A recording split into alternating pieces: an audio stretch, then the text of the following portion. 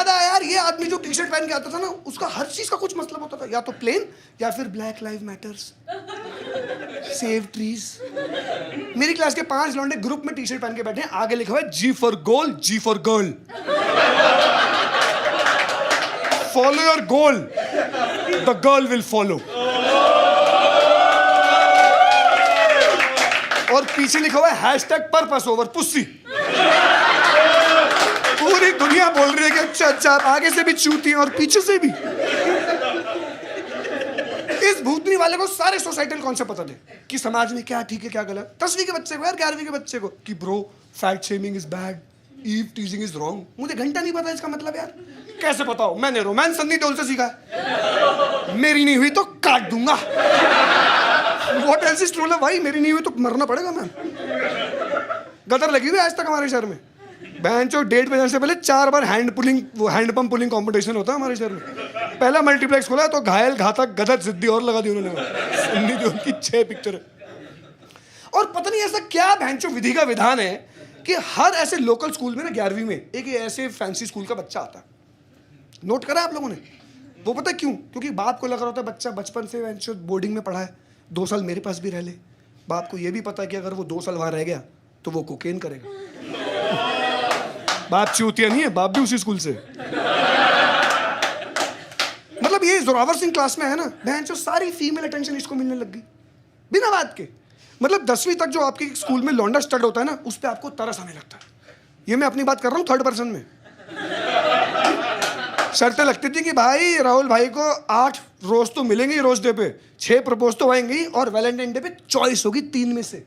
मैं भैंसो रक्षाबंधन पे school bunk मार के बैठा हुआ हूँ, सर दर्द का बहाना करके, बाप के सामने क्रॉसिंग खा के, क्योंकि बाप मेरा भी चूतिया नहीं है। मेरा बाप भी मेरे स्कूल से है।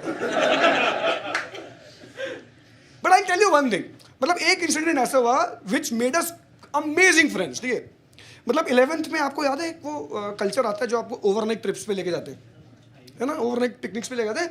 मैं उत्तराखंड से हूँ, हमें लेके गए हिमाचल, फुद्दू बैंचो ट्रिप। हमें कहाँ पहाड़ से पहाड़ घुमा रहे हो?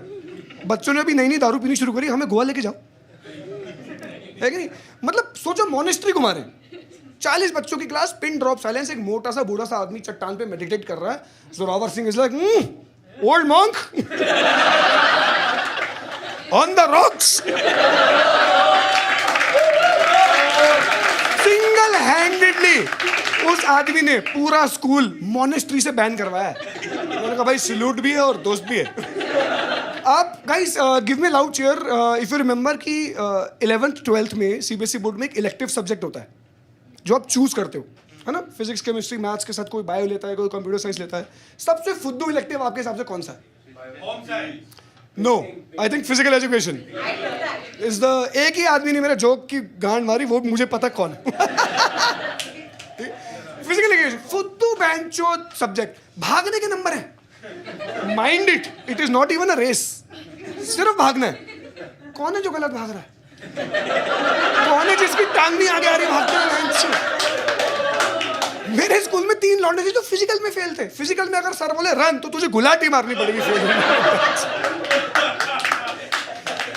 ऑन टॉप ऑफ इट मेरा और जोरावर सिंह का इलेक्टिव सब्जेक्ट था होम साइंस।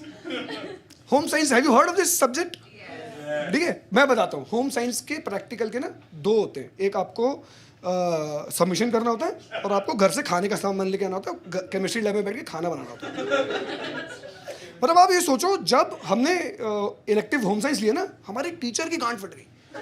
हमारा टीचर इज लाइक, बेटा तुम नॉर्थ इंडिया के टॉक्सिक मैस्कुलिनिटी से भरे हुए इतने छोटे से शहर के बच्चे इतने प्रोग्रेसिव। होम साइंस सोसाइटी अगर मैट्रियार्कल होती ना तो बिना घूंघट उठाए तुम्हारी शादी हो गई होती। और मैंने कहा बिल्कुल सही है सर, ट्रू लव भी यही होता है और शादी भी ऐसी होती है। कौन उठाता है घूंघट? कौन उठाता है घूंघट? क्योंकि मुझे मैट्रियार्की का मतलब तो पता नहीं था उस दिन। तो मैं जब घर गया तो मेरी माँ ने बताया कि बेटा मैट्रियार्की का मतलब स्त्री प्रधान समाज। घूंघट ओढ़ के बहन तुम बैठे हो। तो हम अगले दिन टीचर से लड़ रहे हैं कि अच्छा बहन जो सरदारों पंजाबियों के बच्चे बहन जो घूंघट ओढ़ के बैठेंगे, हमें घंटा नहीं पता। और उसके बाद हमारी सबमिशन की बारी आई। ठीक है, सबमिशन में 30 लड़कियां 2 लड़के। आप सोचो, किसी ने चिकन का काम करके कुर्ता सबमिट करा हुआ है, किसी ने सलवार कमीज सिल के सबमिट करी हुई है, किसी ने 3 पीस सूट ही सबमिट कर दिया। जब हमारे सबमिशन की बारी आई ना, हमारा सबमिशन ऐसे उठाया हमारे इन्विजिलेटर ने और हमसे पूछा क्या है ये? फिर उसने पूरे बच्चों को बुलाया कि देखो बताओ क्या है ये। फिर उसने पूरी फैकल्टी को बुलाया और फिर उसने एक स्पीच दी। उसने बोला बेटा, मानवता का इतिहास ना 15,000 साल पुराना है। बंदर से आदमी बन गए हम। दुनिया इतनी छोटी हो गई कि 16 घंटे में तो किसी भी कोने में पहुंच सकता है। आने वाले 15,000 साल में जब दुनिया और छोटी हो जाएगी, जब फेमिनिज्म का मतलब लड़के लड़कियों दोनों को समझ में आ जाएगा। कह रहा वो तो बहुत मुश्किल है। चलो टेलीपोर्टेशन तो आ ही जाएगा, तू आंख बंद करेगा अमेरिका में उठेगा। इन 30,000 साल की कलेक्टिव हिस्ट्री में ये भेड़चोद ऊन का कच्छा ना किसी ने पहना है ना कोई पहनेगा।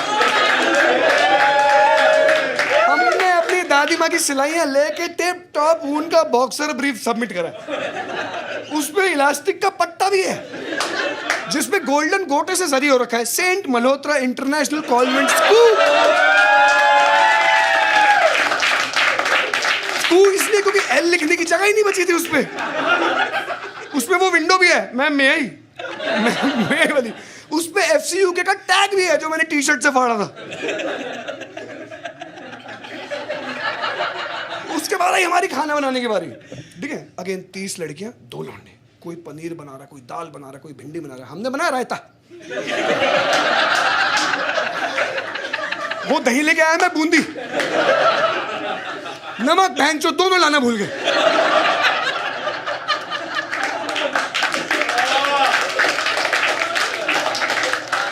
टीचर भी बोल रहा है कि बेटा ये जो सारा साल तुमने फैलाया है या ये जो अभी तुमने बनाया है, तुम्हें नंबर किस पे दे। आप सोच रहे हो वो दूर गांव से इन्विजिलेटर आया हुआ था यूपी रोडवेज की बस पकड़ के। ठीक है, वो राउंड पे निकला, उसने दूर से देखा 2 लौंडे तगड़े कसरती दही भेंट रहे। उसके दिमाग में तो मटन मैरिनेट हो रहा है। लगा इस दही में भी हल्दी मिलेगी, काली मिर्च मिलेगी, फिर इसमें जाएगा 1 किलो मटन, साइड में मैरिनेट होगा, लोहे की कढ़ाई निकलेगी, भैंचोद आधा किलो देसी की, खड़े मसालों का छौंका, अदरक प्याज लहसुन का तड़का, और फिर कहीं 1.5 घंटे में मटन बन के निकलेगा। सोचते सोचते हमारे पास आ गया, हमें ऑल द बेस्ट बोल के गया। जोरावर सिंह को बोल रहा है बेटा तुम्हें एक्स्ट्रा टाइम भी दे दूंगा। और मैं जोरावर सिंह से बोल रहा हूँ, जोरावर रायते के लिए एक्स्ट्रा टाइम। और जोरावर सिंह मुझसे बोल रहे भाई वो तो ठीक है कौन जो फीका रायता खाने के लिए इतना एक्साइटेड है। आगे गया, मेरा बैंचो पनीर रोज खाता हूँ 15 नंबर, दाल बीवी रोज बनाती है 10 नंबर, भिंडी बैंचो फेल। 5 मिनट बाद आदमी वापस आया, हम अपना डोंगा लेके खड़े। अरे क्या है ये सर यही है। क्या है ये? तो मिसेस जुआवा बोलते सर इट्स रायता। मैंने कहा मेरी गाड़ फटी हुई है, 2.5 नंबर मिलने वाले हमें, तेरे रायते के रह फिसल रहे हैं यहाँ पे। Thank you guys, you guys have been absolutely lovely. We would conclude this show now. Thank you so much for coming and making our day.